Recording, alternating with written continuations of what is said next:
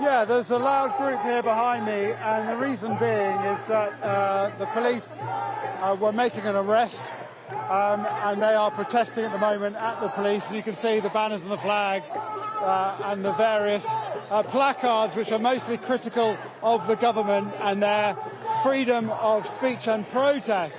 But at the moment, I think they are chanting at the police because there was an arrest. It was fairly peaceful to start with, and then about 45 minutes ago, the protests started to press onto the road. I didn't see directly what happened, but suddenly the protesters were in conflict with the police, and the police were pushing them back.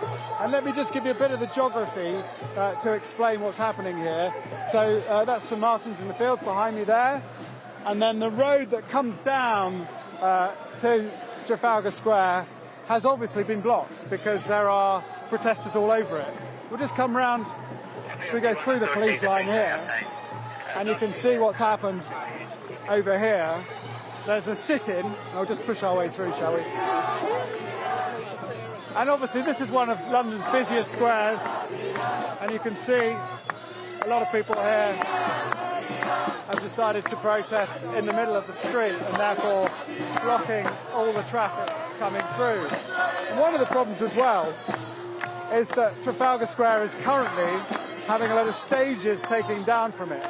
So it's completely blocked off. So the protesters had to be on the side of the road, and it's just kind of spread onto the road.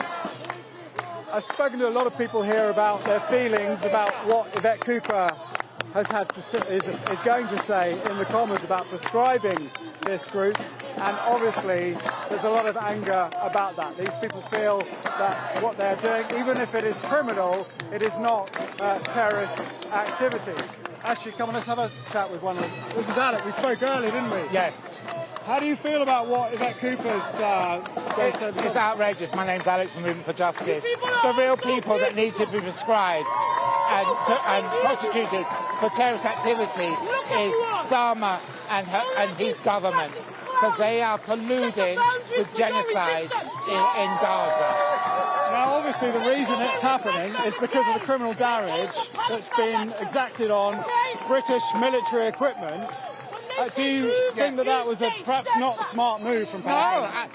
No, criminal damage on property versus hundreds of tens of thousands of people being murdered in Gaza. Really, there's no equivalent. What's the purpose of it, though? And the history of our country, every progressive, well, it's against slavery, the abolition of slavery, or for women's rights, took place in direct action.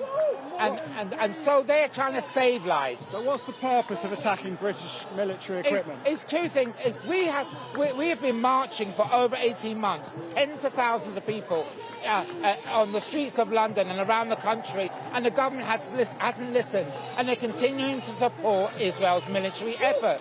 So we have no choice but to take direct action. It's the consequence of Starmer and his government's support for Israel. But if you're attacking British military equipment, that crosses the line, doesn't it? It doesn't cost lives, it's damage to property, not costing lives. And the question is... Property that's used to defend this country has got nothing to do with what's going on in Gaza. The military is not being used to defend this country. It's been used to support Israel in its illegal genocide military action in Gaza.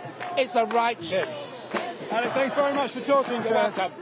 So there you go, you get the feeling here that they feel justified in even the attacks on an RAF airbase or the one in Bristol on a company supplying the British military, and they feel that is justified considering what's going on in Gaza. But that the company in Bristol that was attacked says it has nothing to do with supplying equipment to the Israelis. So perhaps it is a misdirected anger in that particular example.